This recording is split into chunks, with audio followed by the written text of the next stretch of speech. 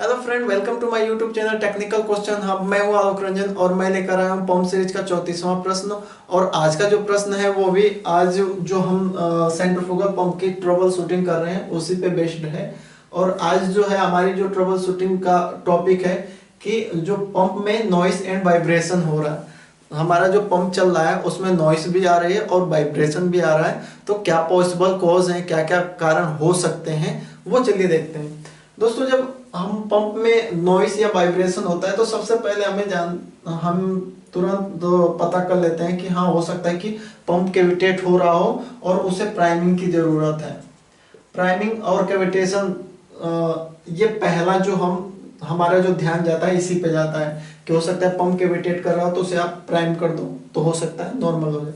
दूसरा हमारा आता है कि जो फुट वॉल है, जो वो बहुत ही स्मॉल है, बहुत छोटा है।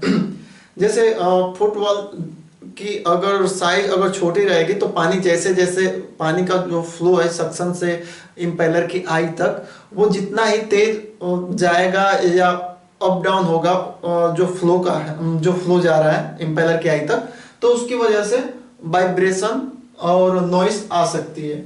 और नेक्स्ट हमारी जो एनआरवी है, जो डिस्चार्ज एनआरवी, यहाँ पे मैंने लिखा नहीं, एक और है पॉइंट एनआरवी। अगर जो पंप की डिस्चार्ज एनआरवी है वो फ्री हो गई है, यानी कि वो जो प्रॉपर जो वर्क करना चाहिए वो नहीं कर रही है, तो उसमें भी मेटेलिक साउंड आएगी। जैसे एनआरवी होल्ड अप करती है लिक्विड को, लेकिन वो होल्ड अप नहीं करेगी एक डायरेक्शन, एक पर्टिकुलर डायरेक्शन के लिए वो लिक्विड को बैक फ्लो नहीं आने देती है। लेकिन अगर एनआरवी पास करेगी दोस्तों, तो वो भी क्या होगा कि जो लिक्विड है वो जैसे आप पंप बंद करोगे या कुछ एक्टिविटी करोगे या पंप कैविटेट होगा, तो जो डिस्चार्ज किया हुआ लिक्विड है वो तुरंत बैक आ जाएगा। तो जहाँ पे अगर एनआरवी हमारी जो लगी है, डिस्चार्ज एनआरवी, अगर वो होल्ड अप नहीं कर रही है लिक्विड को, तो भी वो मेटेलिक साउंड करेगी। उस केस में भी वाइब्रेशन और नॉइस होगा। और नेक्स्ट हम देखें तो operation at a very low capacity. अगर आप देखते होंगे कि जब आप पंप का जो डिस्चार्ज वाला है उसे थ्रोटल करके चलाते हो बहुत, तो जैसे उसकी डिजाइन है 20 एमक्यू पर हावर देने की, आप उसे 5 एमक्यू पर हावर पे चला रहे हो तो पंप बहुत ही वाइब्रेट करेगा और नॉइस करेगा। नेक्स्ट हमारा है कि फाउंडेशन नॉट रिजिड।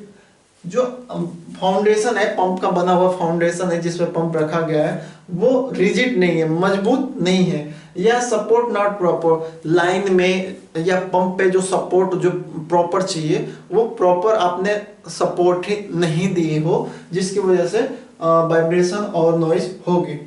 नेक्स्ट है हमारा कि जो अपनी वियरिंग है वो वॉर्न हो गई हो, तो एक ये भी रीजन है। इम्पेलर आउट ऑफ बैलेंस, ये भी रीजन है कि जो इम्पेलर है, पंप का इम्पेलर है, वो आउट ऑफ बैलेंस है, यानी कि बैलेंस नहीं है, बैलेंस नहीं है।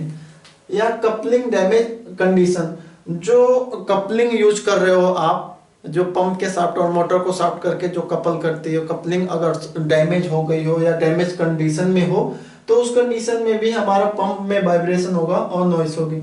मैकेनिकल सील डैमेज हो या मैकेनिकल सील में कोई खराबी हो, तो उसकी वजह से भी नॉइस एंड वाइब्रेशन होगा।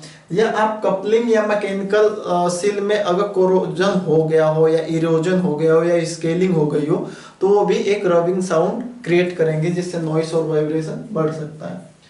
नेक्स्ट है हमारा कि फॉरेन पार्टिकल इन इम्पेलर। जो इम्पेलर में कोई पार्टिकल आ गया हो, जैसे आयरन का पार्टिकल या कोई भी ऐसा पार्टिकल या कचरा, जिसकी वजह से हमारा नॉइस एंड वाइब्रेशन होंगे।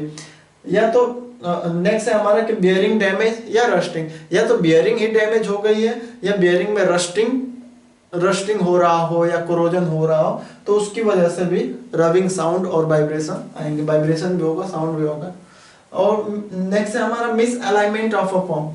पंप की अगर हम अलाइनमेंट अगर सही ढंग से ना करें तो हमारा नॉइस एंड वाइब्रेशन आ सकता है। नेक्स्ट है हमारा कि जो पंप की शाफ्ट है, शाफ्ट बेंड हो गई हो किसी भी वजह से। नेक्स्ट है हमारा लैक ऑफ लुब्रिकेशन, ये बहुत ही इंपॉर्टेंट है, lack of lubrication and lack of cooling. जो बेयरिंग कूलिंग या मैकेनिकल सील की कूलिंग के लिए या गियर बॉक्स के लुब्रिकेटिंग के लिए जो ऑयल कप में ले ऑयल जो है ऑयल कप जो है उसमें ऑयल ही नहीं हो, लुब्रिकेटिंग प्रॉपर नहीं हो रही हो पंप की, तो भी नॉइस एंड वाइब्रेशन होगा। या कूलिंग, जैसे सील कूलिंग के लिए आपने लगाया हो तो वहां पे आप कूलिंग सिस्टम ही बंद कर रखे हो, ड्राई घूमेगा तो भी आपका नॉइस एंड वाइब्रेशन आएगा।